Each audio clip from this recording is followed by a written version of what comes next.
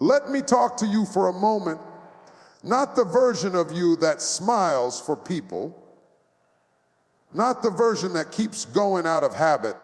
I'm talking to the part of you that knows something is broken, but hasn't had the strength to say it out loud. The part of you that's tired of surviving and ready to start living again.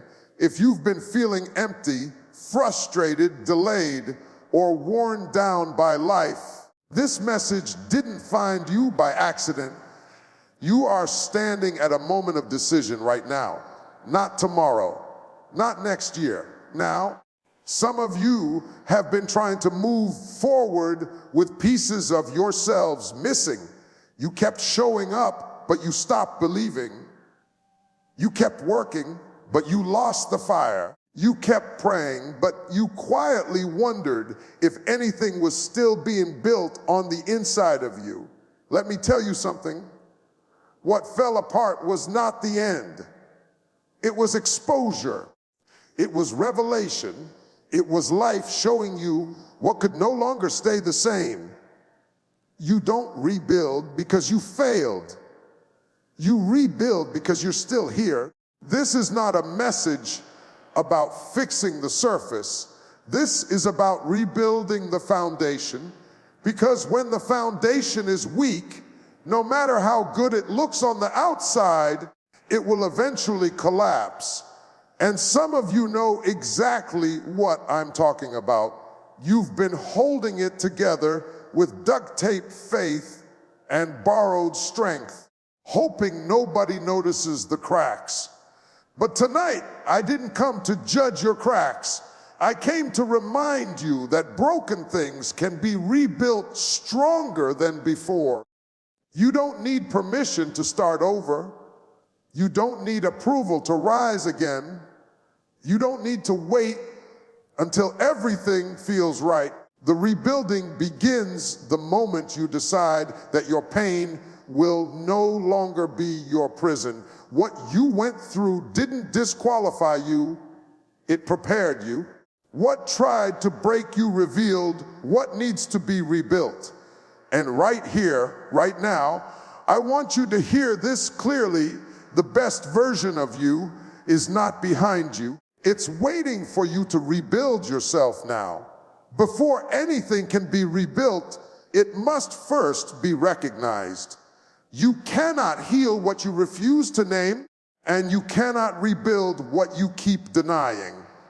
Many people walk around carrying silent damage, convincing themselves they are fine, while their inner world is slowly collapsing. They smile, they work, they pray, they keep moving, but deep inside they know something broke. The truth is, pretending it didn't happen doesn't make you strong.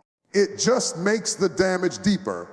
Rebuilding begins with honesty, and honesty requires courage. Acknowledging what broke is not an admission of weakness, it is an act of wisdom.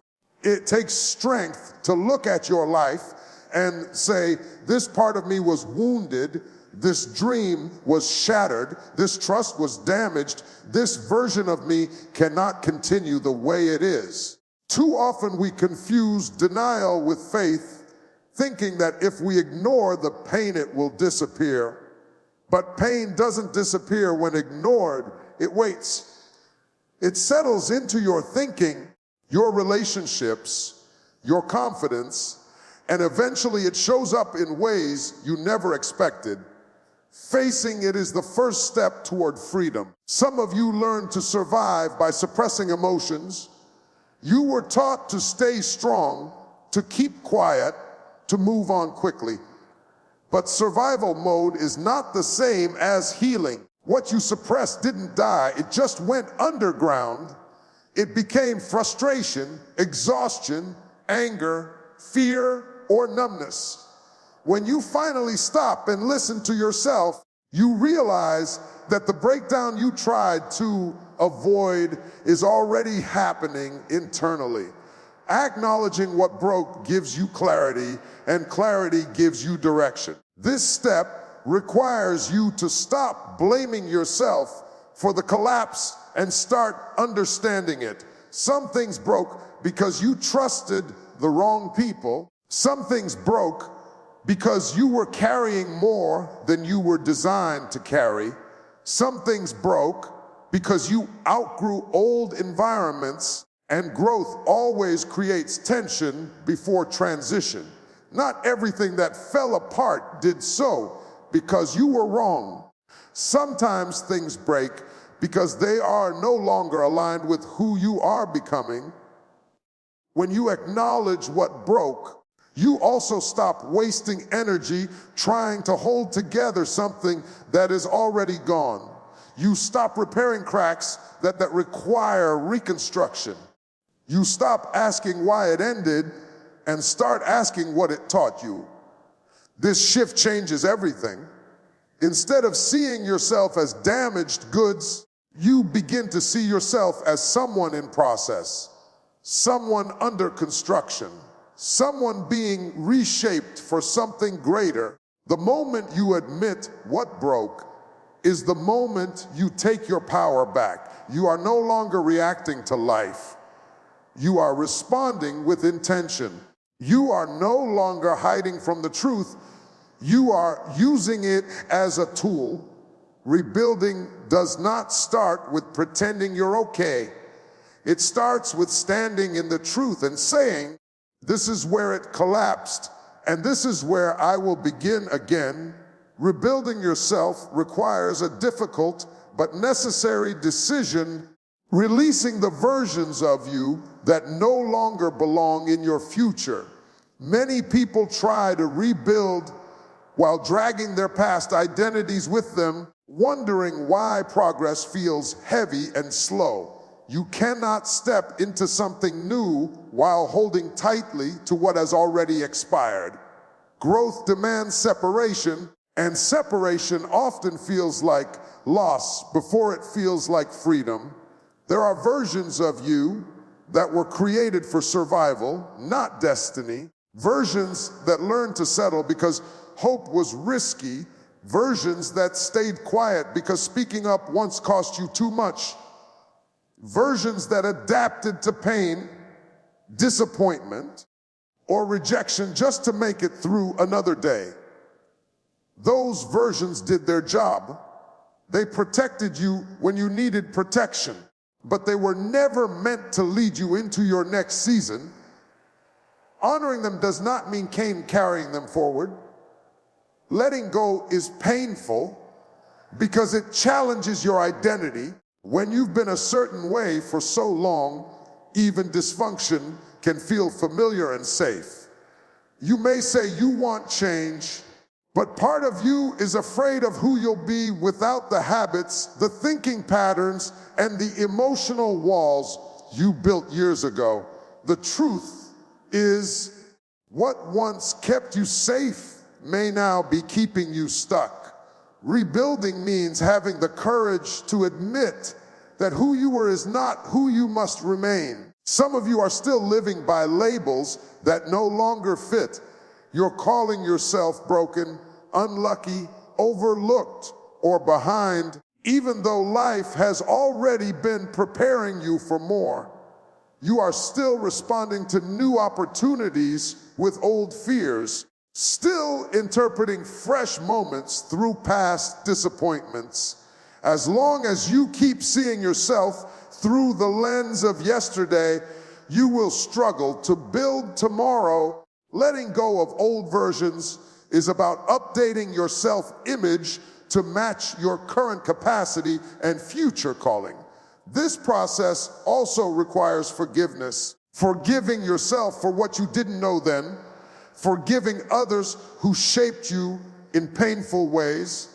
Carrying resentment into a rebuild weakens the foundation. You don't have to rewrite history, but you do have to release its control over you.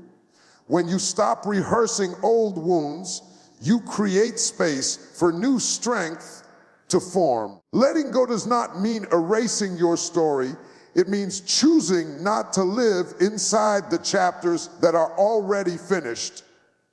You take the wisdom, the lessons, the resilience, and you leave behind the fear, shame, and limitation, rebuilding yourself is not about becoming someone else.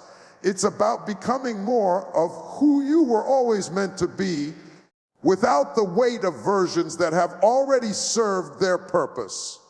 If you try to rebuild your life without first rebuilding your mind, you will keep recreating the same patterns in different forms. The mind is the command center of your actions, reactions, and decisions. Whatever is unchecked in your thinking will eventually show up in your behavior. Many people focus on changing their environment, their relationships, or their routines, but ignore the beliefs and narratives shaping those changes. Without mental renewal, external progress remains fragile. Your mind has been trained by experiences, not always by truth.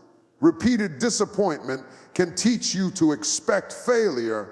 Prolonged struggle can convince you that ease is not meant for you. Betrayal can make you suspicious even of genuine opportunities. Over time, these thoughts become automatic and you start living from conclusions you never consciously chose. Rebuilding your mind means slowing down enough to challenge what you've been telling yourself and deciding whether it still deserves authority over your future. Many of you are fighting battles that no longer exist simply because your mind is still operating in an old season. You're guarding doors that have already closed, preparing for attacks that are no longer coming. That kind of thinking drains your energy and limits your vision. When your mind stays in survival mode, it cannot imagine expansion. Rebuilding your mind requires shifting from protection to purpose, from fear-based thinking to faith-driven expectation. This process is not about positive thinking or denial. It is about disciplined thinking.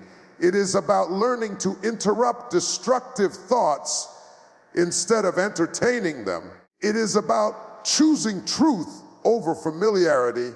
The mind naturally returns to what it knows, even when what it knows is unhealthy. That is why rebuilding takes consistency. You don't replace years of limiting beliefs in a single moment, but you can challenge them daily until they lose their power. Rebuilding your mind also means controlling what you allow to influence it. What you listen to, what you dwell on, and what you repeat internally either strengthens or weakens your foundation. If you constantly rehearse fear, comparison, and regret, you will build a life that reflects those things. But when you intentionally feed your mind with wisdom, vision, and hope, your perspective begins to shift. You start seeing possibilities where you once saw obstacles. As your mind changes, your responses change. You stop reacting emotionally and start responding intentionally. You stop doubting your worth and start walking with clarity. Decisions become easier because they are no longer driven by insecurity. Confidence grows, not because life suddenly becomes easy, but because your thinking becomes stable. When your mind is rebuilt, your life follows. The structure you build externally will only be as strong as the mindset you build internally. Pain has a way of demanding an answer. If it is left unattended, it turns inward and becomes bitterness, anger, or despair. But when it is understood and redirected, it becomes one of the most powerful forces for growth you will ever experience. Rebuilding yourself requires more than healing from pain. It requires learning how to transform it into purpose. What hurt you does not have to define you, but it can refine you if you allow it to. Many people want their pain removed without realizing that pain often carries instruction. It shows you where boundaries were missing, where expectations were misplaced, and where strength had not yet been developed. Pain exposes what comfort never could. When you stop asking why it happened and start asking what it produced, you begin to see that suffering can shape clarity, resilience, and direction.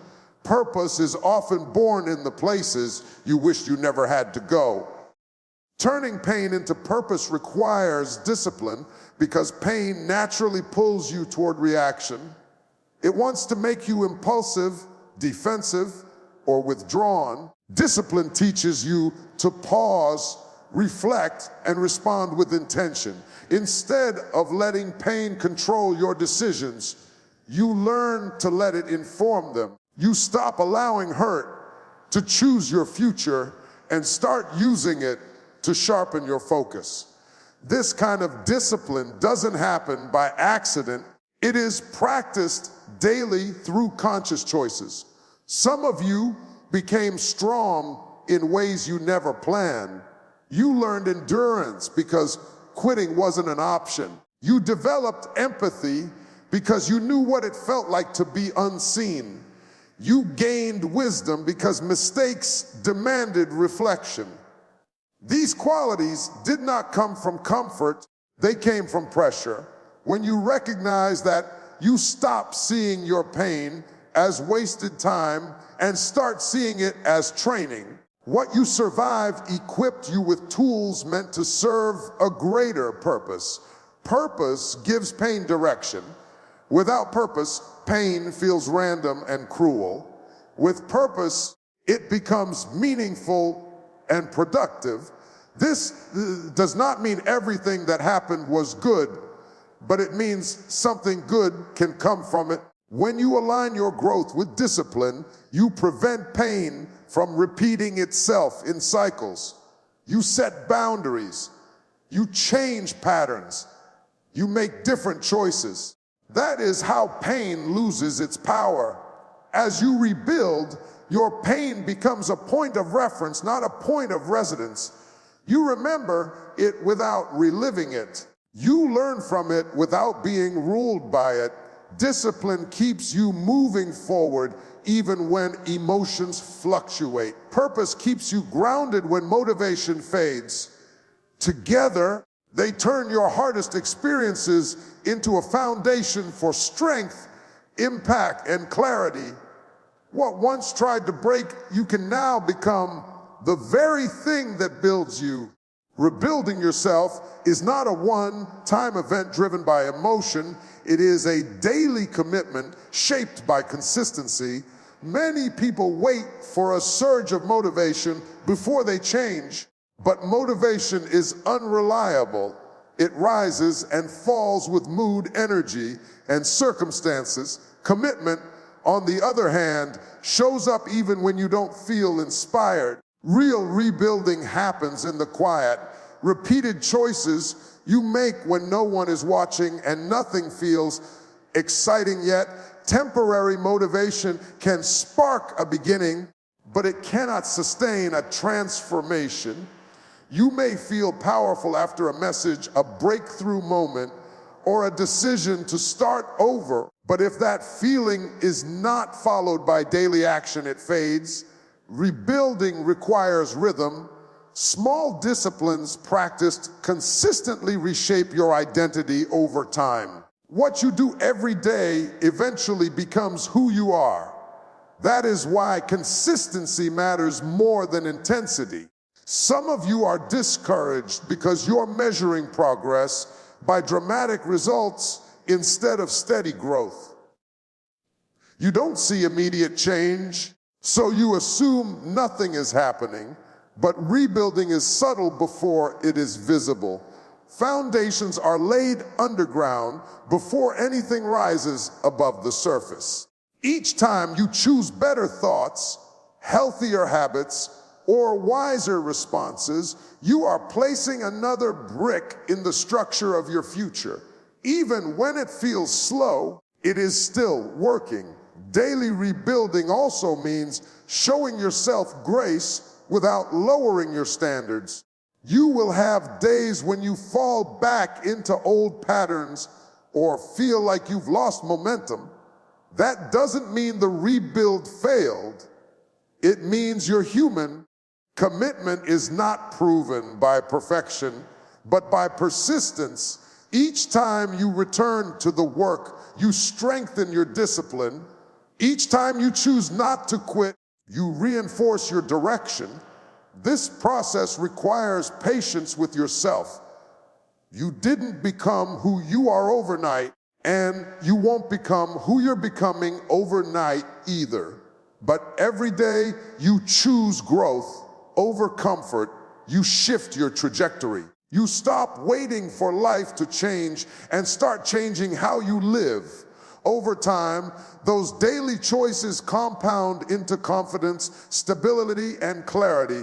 When rebuilding becomes a lifestyle instead of a phase, everything changes. You stop chasing emotional highs and start building sustainable strength. You stop depending on external validation and start trusting internal discipline. The commitment to rebuild daily anchors you when motivation disappears. And one day, you look back and realize the person you were waiting to become was being built quietly, faithfully, one decision at a time. This is your moment to decide what happens next. Not based on how you feel, not based on what you lost, not based on what went wrong, but based on who you are becoming. Rebuilding yourself is not about erasing the past. It's about refusing to let it control your future. What broke did not destroy you. It revealed where growth was needed. What ended did not disqualify you. It positioned you for something stronger. You have acknowledged what broke. You have released versions of yourself that could not go forward with you. You have begun the work of rebuilding your mind, turning pain into purpose, and committing to daily growth. That is not weakness. That is courage. That is not failure. That is transformation in motion. The fact that you are still standing means there is still something worth building. Rebuilding takes time, and it takes intention. There will be days when progress feels invisible and moments when old habits try to pull you back. But every choice you make to rise again, to think differently, to act with discipline, strengthens the foundation you are laying. You are not behind. You are not too late. You are exactly where rebuilding begins. Do not wait for permission. Do not wait for perfect conditions. Do not wait until you feel ready. The strength you are looking for is built in the process, not before it. Stand up in this moment with a quiet confidence and make a decision that today marks a turning point. You are not just fixing what was broken. You are becoming stronger than you've ever been. Rebuild yourself now.